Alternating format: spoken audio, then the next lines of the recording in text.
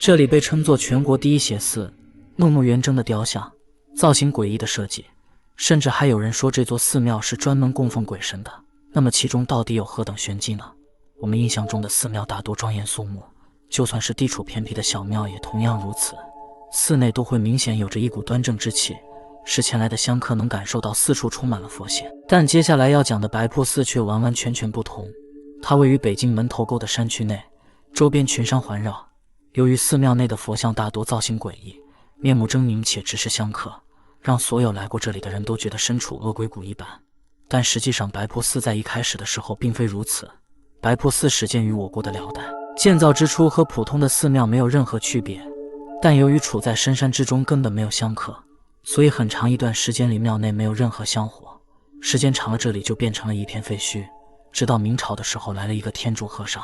长期传教的过程中，他觉得应该有一个落脚点，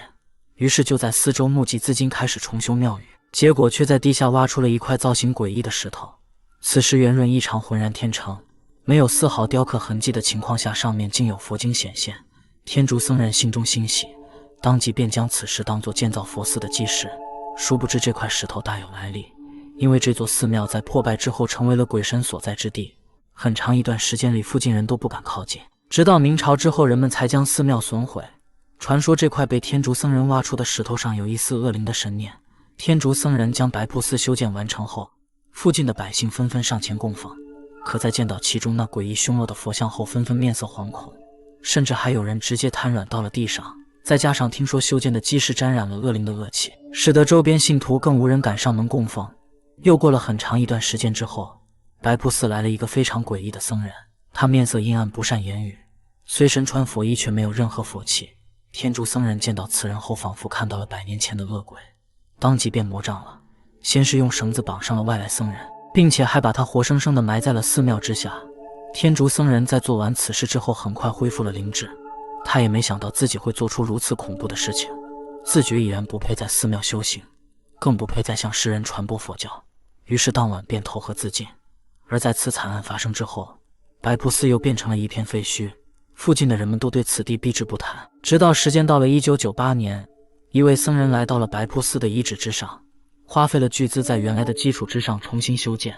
但不知道为何寺庙内的布局和建筑充满了说不出的诡异。首先，一般的寺庙都将佛像安置在室内，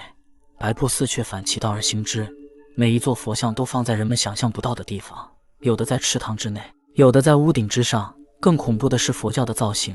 比如这位观音佛像就看上去非常狰狞，再比如这座车神像，其他寺庙中的车神像体态匀称，两者一对比就有明显的差别。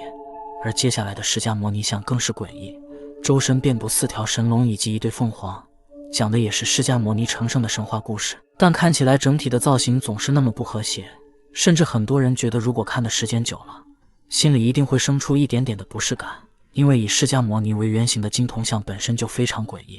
尤其是这双眼睛看上去没有丝毫的慈悲，并且寺庙中的每一处雕像都是这样的风格，这时很多人就想起了流传数千年的邪寺传闻，甚至猜测是不是地下的邪物在作祟。那么对于此事你怎么看呢？